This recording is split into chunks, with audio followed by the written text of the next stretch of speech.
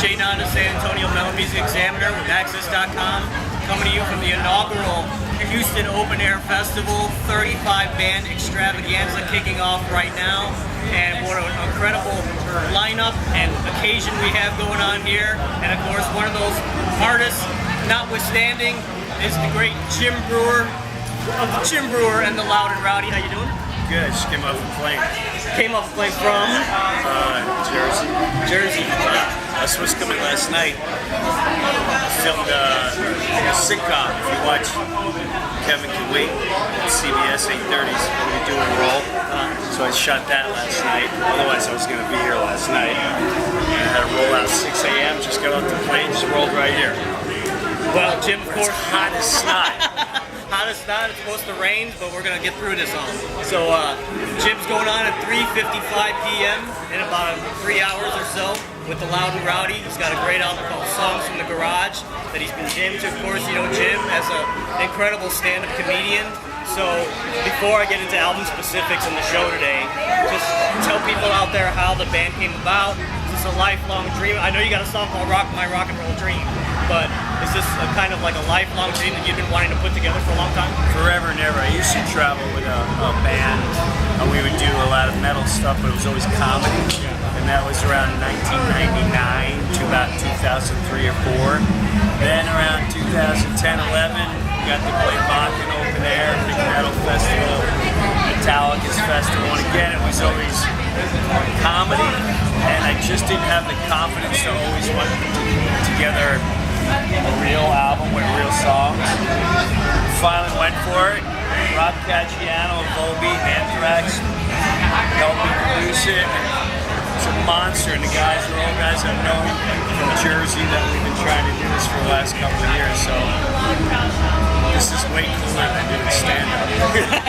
Yeah, I was gonna say. I mean, you've got Rob, like you said, from Rob Caggiano from the Volbeat, used to be an Anthrax on the album. Of course, your good buddy Brian Johnson, the legendary Brian Johnson. Don't even have to tell you what band he's in. Yeah, he called me and he wanted to be on the album.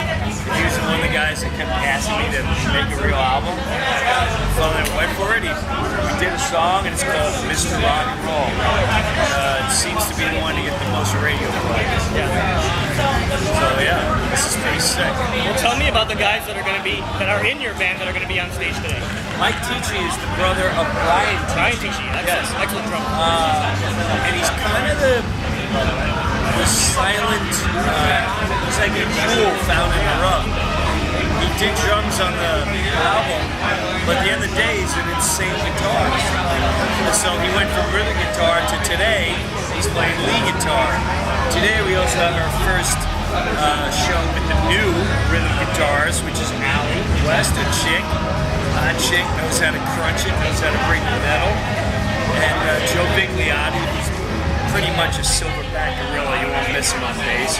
And then Eric C on drums, who looks like a drummer. He weighs, I think, 42 pounds wet, maybe. Most drummers do. Yeah. So yeah, we've been, this is our third or fourth festival. And we have been, depending on the crowd, I change the whole set before I walk out. So it kind of makes the band uneasy and nervous.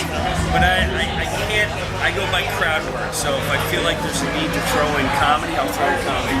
If they're not there for comedy and they just want to rock it, then we just stick to the set. Yeah. And I want to say, you know, besides the guys in your band, and of course you as a front runner, when you were younger and wanting to be in a band, who would you say, even today, would be your dream bandmates if you had to pick one person at each instrument?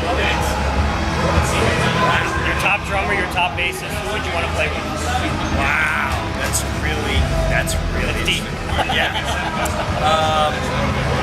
The guitars, I would take Glenn Tipton, Judas Priest. I'd take Zach Wilde. On drums, I know it sounds. I would take Lars. Bass. I think I'd take Jason Newsted. Wow, yeah. I miss Jason. Love Jason. And I guess that's my band. Yeah? Yeah. Kick ass. There you go. That's a pretty metal band right now. like I said, the album is called Songs in the Garage. My favorite song title has to be a Dick Tonight. But if I were to pick my favorite song as of right now, I would say Raising Teenage Girls. Wow. Okay. And then, of course, like I said, you got My Rock and Roll Dream. So those are just some samples. Is this album as a whole a personal experience type of thing? Yeah, and what it, for the festivals, it's hard to do the production side. You really just have a backdrop. But the production starts in February in Las Vegas. What this project's supposed to be, which is basically sort of like a one-man show of a guy who's a family man, grew up loving metal, and now nobody's home in the house, and he presents the show in his garage.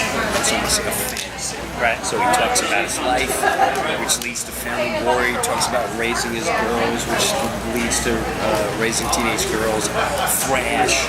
Having his best friends talking about religion and deeper things, and that goes into the unexplained. So it's really a one-man show, cool theatrical show, and that'll launch February 3rd and 4th at the South Point Casino. Awesome. Yeah, it's got a sick stage show. Yeah. So here, it's just, you don't get that much at the festivals. It's more putting out the music, but that's what it's going to be and what my intentions are. Well, like I said, we're here at the Houston Open Air Festival, but I am from San Antonio representing. Jim is going to be, I'm going to be there at the Aztec Theater. Oh, excuse me. Thursday, November 17th. It is Stand-up. Strictly a stand-up show, stand-up, not the band. Right. But obviously, if you know Jim's background as a comic, you wouldn't be Killing it watching right this. now, too. What can San Antonio fans expect from a strictly comedy show? Here's what they can say. You are going to be that person if you don't go. Everyone's going to say, you didn't go? No, dude, you blew it. You missed it. I'm going to crush that place. Like none other. And I can attest to that because obviously writing for Access.com, I've seen you hosting Gotham Comedy Live on Access TV. That might have been a while ago, but it's awesome stuff. Gun. But you mix in the jokes about the metal acts, Yeah. as well as regular comedy stuff, if you can call it regular comedy stuff.